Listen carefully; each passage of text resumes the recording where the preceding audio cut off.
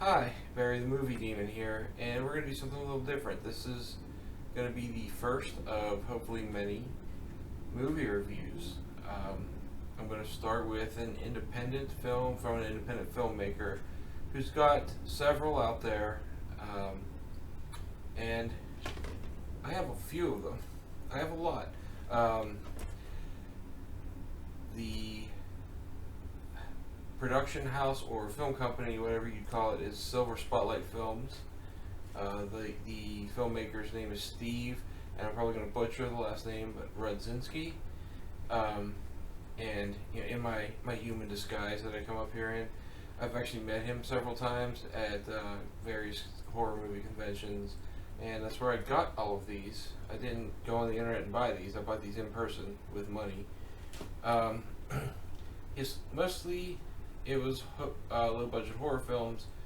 He did a series of films starring his cat after that, but the horror film started off with a series. Slasher Hunter was sort of turned the slasher genre on its ear, and this guy hunts down and kills the slasher killers type deal. But we've got here a couple of them. Red Christmas. Sorry you can't see red, my finger's over it. It's a Christmas horror movie. And then this is probably my personal favorite, and they're making the sequel right now. Carousel. This is a killer, and my lights are making this really hard to see. A killer carousel unicorn who's mad because kids keep rubbing boogers and stuff on him. So he comes out and hunts his kid down and everyone else in his way and murders them. It's hilarious. The Survivors, which is I believe the second in the Slasher Hunter series. Captain Z and the Terror of Leviathan, which ends up being the third. And Slasher Hunter's kind of like he pulls a Marvel MCU, puts him at the end after the end credits.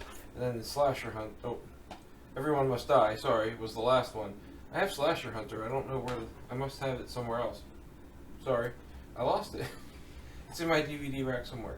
But tonight we're going to review. No, not Power Rangers. I mean, that would be cool, but no.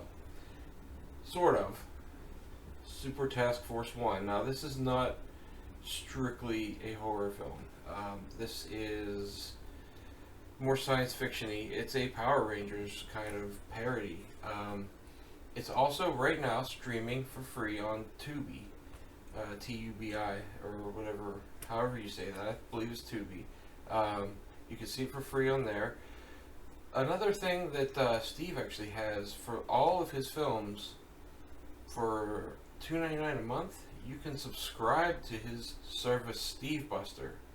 Yes, it's Steve Buster, and I love the name. And you can just stream them, all of them, unlimitedly, I believe. Or you go to his website and buy them on DVD or Blu-ray, and he'll ship them to you. But on to Super Task Force 1. Now, I love this film. It's no Carousel. Carousel is hilarious. For a horror movie, it's really funny. But Super Task Force 1 is probably a close second for me, because Power Rangers inherently are funny to me because they don't make any sense. And this film actually kind of picks up on that, and I don't want to spoil too much. I'm not going to go into too much of the plot or anything, but Steve actually is in most or all of his movies. Doesn't always star in them, but he's always a character in them. And he stars in this one as the main character, and he's just super whiny, like he doesn't want to be an enforcer of the Super Task Force. He kind of gets it thrust upon him, and he's the only one. They're all, they've been disbanded for a decade or more, and the big bad guy never really went away. He's just coming back now, and Steve's character's this guy who just gets it, and he don't want it. He doesn't want to die. He doesn't want to fight. And he whines and cries and has panic attacks about it. And he has this friend who is the super fan of the Super Task Force, who's trying to encourage him and his I don't know if it's girlfriend or wife, actually. I don't think they addressed it in the film. Um, but she's kind of helping out and encouraging him. And he eventually takes it on and decides that he's going to go ahead and do it. And after all the whining and everything, and some of the whining is funny. He's the guy that gets bullied, and he has no confidence, and he gets all these powers. But they address the stuff like, when they transform, there's a big explosion in the background. Well, yeah, that happens. He doesn't do it in the house because he likes having a house to live in. So yeah, he addresses it. He addresses the fact that he happened to be wearing a green shirt, and then he got the green enforcer power, and they always did that. The Red Ranger wore the red shirt, and the Blue Ranger wore the blue shirt, and all of them did that. They never address it, and they kind of brought it up in here, and many other things that didn't really make sense about the Power Rangers, and they address them either jokingly or they just bring it up and discuss it. And all the while, the bad guys are after him. He's fighting. He's learning how to use the suit, or the armor, I guess it's called, and the weaponry. And there's even a big robot fight. He gets the big robot. The effects in it are okay. This is in the tradition of low budget independent horror. This is in the tradition of Roger Corman stuff. Like, your budget's really small. He uses a lot of the same actors you'll see from some movies that from one to the next he'll have the same actors in them. That's something that older directors have done forever. To save money, they just hire you on for a bunch of films or whatever, however they do it. They also reuse props, reuse stuff, reuse locations. Here they used, it looks like a Nerf gun that just was spray painted for his gun, and that's okay. And it doesn't look that bad. The robot fight is some low budget CGI stuff, but their budget's not that big. The sequel to Kara's Hell, I'm part of one of the backers from Indiegogo, and their budget's not huge. It's not enormous, so they do what they can, and they do well with what they got. I've not seen any of his that I don't like. Well, the ones with the cats, they're not horror. They're just kind of there's a Halloween one with a ghost or monster thing in it, but those aren't my cup of tea. But they're okay for what they are. But yeah, the acting's good in this one, and the film quality is pretty good. The sound quality's good. Some independent films you don't get that. Some of Steve's films, like the older ones, I've noticed that it's more grainy, the lower quality stuff. He probably had a lower budget. I can't fault him for it. You gotta make do with what you have. But this one's pretty good. I really like Super Task Force 1.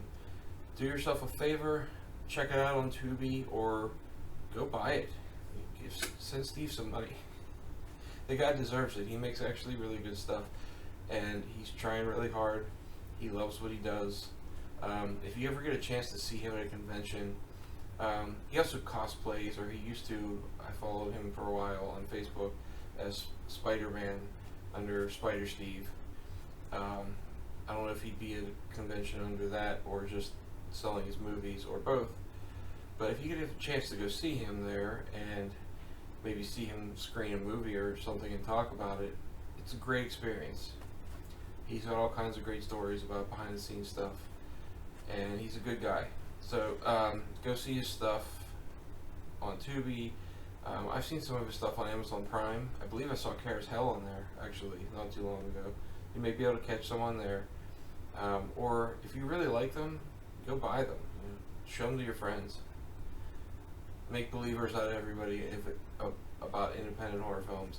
And I'm going to try and get more independent stuff on here, but for now, that Super Task Force 1, I'm going to do a rating system for these, and it's very simple. It's either torture or not torture. Sorry, you can't see both hands. Torture or not torture. because that's what I do with films. I torture people with them. So, this one, 100% not torture. I can't guarantee that they're all going to be that way. But so far, I don't believe this has any torturous parts whatsoever. Even the kind of bad monster costumes are funny. and I believe they're meant to be that way. So I can't see anything torturous about this. This is an enjoyable movie to watch. So do yourself a favor and go check it out. And I will see you next time at the movies, and check out Hellish Horror Movie Nights if you get a chance to on my channel. Also the Midnight Snacks and everything else I post. And I will see you at the movies. Have a good evening. Hi, this is Barry here. I hope you enjoyed the review, and maybe check out the movie. Unless it was a torture movie, then maybe do yourself a favor and steer clear of it. Hopefully I won't do it on Hellish Horror Movie Nights. But do yourself a favor and check out the rest of my channel, like the video and subscribe, please. Thank you.